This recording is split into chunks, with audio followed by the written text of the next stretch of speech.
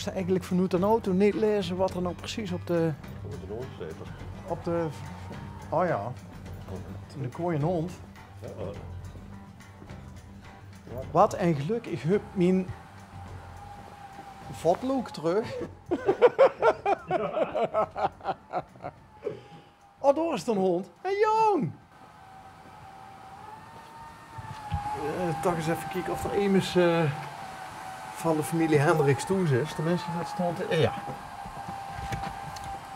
Op het sportloktruc is. Ja.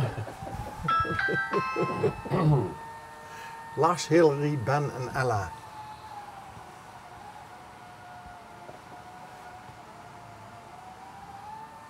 Wij van de vers hoe dat sportlok zit.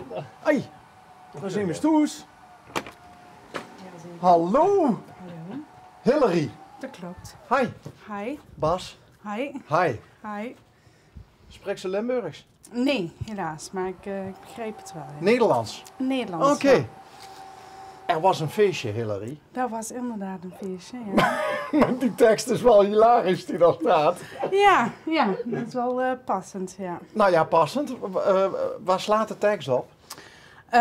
Mijn man heeft darmkanker gehad de afgelopen jaar. En ja, zijn stoma hebben ze laatst weggehaald. En dus vandaar... Nee. Ja. Dat had ik nou echt nooit. Dus Nee, snap ik. excuus als het wat te enthousiast of te vrolijk of te grappig Het is overkwam. allemaal goed gekomen. Dus we mogen alleen maar blij zijn. Ja. Dus probeer in ieder geval positief te blijven. Dus. Is Lars nu... Lars is niet thuis, nee. Nee, maar is hij dan nu kankervrij?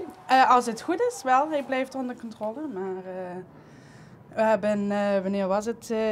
Een maand geleden of zo, hebben we te horen gekregen dat het goed uitziet. Dus, En hoe lang is hij in het traject van ziek zijn geweest? 1 december vorig jaar zijn we erachter gekomen dat het dus kanker was. En dan... ja, en wanneer was het? Oh, het is een druk jaar geweest. In mei hebben ze alles verwijderd. Dus januari heeft hij chemo gehad en bestraling. In mei heeft hij zijn stoma gekregen, dus toen hebben ze alles weggehaald. En wat zal het zijn, 6 of 7 weken geleden hebben ze dus de stoma weggehaald. Dus het zag er goed uit. Dus laten we hopen dat het zo blijft. Ja. Dus, ja. Want je zegt zelf, het was me een jaar. Ja. Want alles staat dan in het teken ook van zo'n ziekteproces. Hè? En Dat ook, ja. Maar we hebben ook helaas, een vader van Lars is ook overleden helaas, met oud opnieuw. Dus alles binnen precies een maand. Dat is best een heftig jaar geweest. Dus, en was dat plotseling dat de vader van Lars overleed? ja en nee. Hij is al jaren in het sukkelen met zijn gezondheid. Maar dat hij ineens, ja, het was wel voor ons onverwacht, zeg maar. We wisten dat het uiteindelijk zou gebeuren. Maar niet op dat moment en niet op zo'n manier, helaas. Was dat voor Lars niet dan ook een stap terug in zijn... Oh, dat kun je wel zeggen, ja. In zijn ja. Moet ik dat zeggen? In zijn herstel, maar ook in zijn ziek zijn en zijn goede moed. En zijn... Oh, ja. Lars is altijd heel erg positief. Hij kan er altijd een grapje van maken. Maar ja, toen zijn vader er niet meer was, was het wel even pittig. Ja, dat kun je wel zeggen, ja. Maar hij heeft altijd zijn best gedaan om daar te zijn voor zijn familie. Om ja, de positieve kant van te blijven zien en van het leven genieten, zeg maar. Dus ja, daar ben ik hartstikke trots op, moet ik zeggen. Dat kan ik me voorstellen. Ja. Dus Lars is een voorbeeld voor jullie allemaal. Want hoe oud zijn Ben en Ella? Ben is 8 en Ella wordt in november 5. God, ja. Wat hebben zij daarvan meegekregen, dat papa ziek was? Nou, Ben alles, daar zijn we heel eerlijk in geweest. Want ja, we hebben een grote vriendenkring en zijn vrienden, ja, of onze vrienden hebben kinderen dezelfde leeftijd als Ben. En we wilden natuurlijk zorgen dat hij niet via stukjes van het verhaal zouden te horen krijgen. Dus we zijn met Ben heel eerlijk geweest, op een kindvriendelijke manier natuurlijk. Alles verteld van hoe en wat. Maar Elle die heeft er niet veel van meegekregen. Maar ik denk wel dat door die heel eerlijk zijn, dat we hebben kunnen verzorgen dat Ben nooit echt bang was. Het kwam goed, er waren veel opties. Maar ja, dat als hij er echt zorgen over maakte, dan kon hij altijd bij ons terecht. En ik denk dat dat op zo'n leeftijd heel belangrijk is. Ja, Dus jullie hebben wel veel gepraat. Dat kun je wel zeggen. Ja, dat is nodig, dat vind ik soms. Dat is wel belangrijk. Ja. Dus, ja. En dan, jullie hebben, wat je zegt, we hebben een grote vriendenkring. Ja. Jullie hebben dat ook echt groots gevierd? Nou, ik moet zeggen, we zijn laatst allebei jarig geweest. Proficiat. Dankjewel. En wij houden inderdaad van een feestje. Jullie houden van feestjes? Ja, daar zijn we waarschijnlijk wel heel goed bekend voor in het dorp. Oké. Ja, dat vindt niet iedereen leuk natuurlijk, dat snappen we. Proberen we wel rekening mee te houden, maar we vinden wel het leven is kort. Dat hebben we zelf ervaren. En we vinden het gewoon leuk om met onze vrienden de leuke momenten te vieren. En ja, dat hebben we afgelopen, dat is 1,5 week geleden bijna, hebben we het hier in de tent gevierd. Ja, dus het was een leuke avond, vind ik. En als je zegt niet iedereen in het dorp vindt dat leuk, dan hebben we het over geluidsoverlast of zo? Jawel, nee, ja, dat klopt. We proberen er wel rekening mee te houden. Ja, dus om 2 uur gaat het volume altijd omlaag proberen. Maar ja, we zijn niet de enige natuurlijk die hier een feestje geven. Nee. Dus, en hier in het dorp zijn ze toch wel wat gewend met het vliegveld? Zou je denken.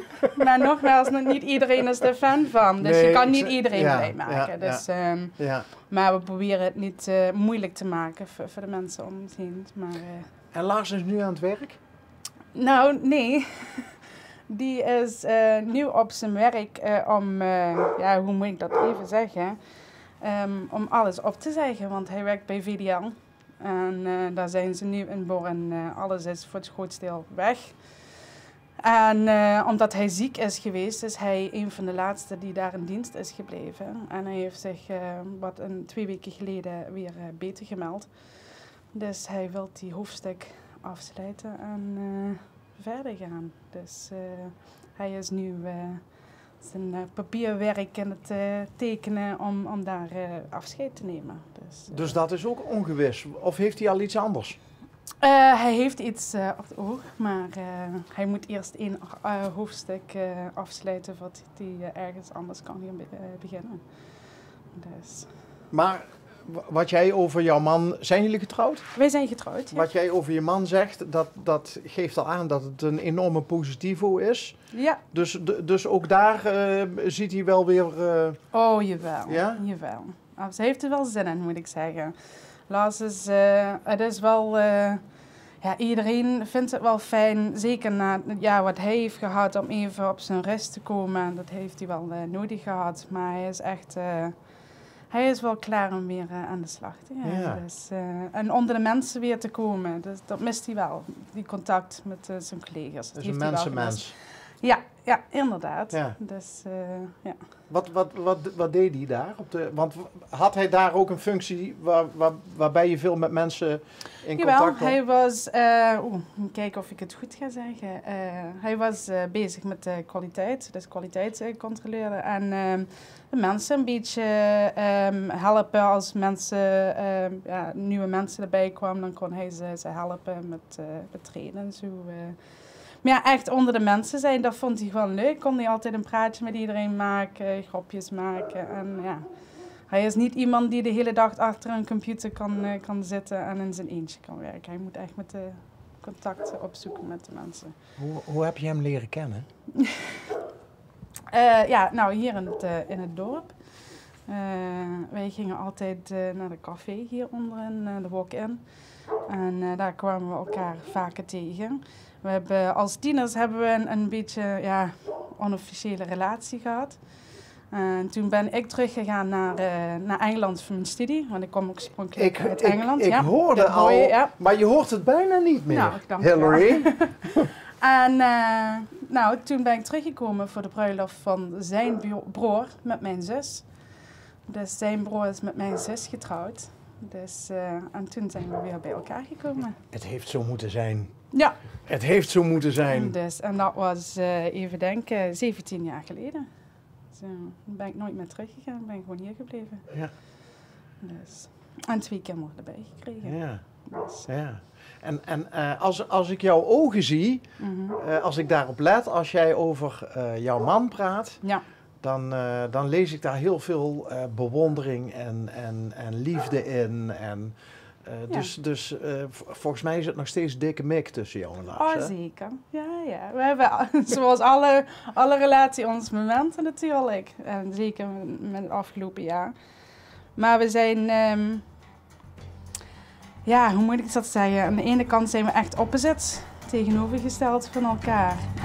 Maar met sommige dingen zoals positief blijven, met onze vrienden van het leven genieten, daar zijn we hetzelfde in. En dat vind ik wel, ik heb echt mijn partner gevonden.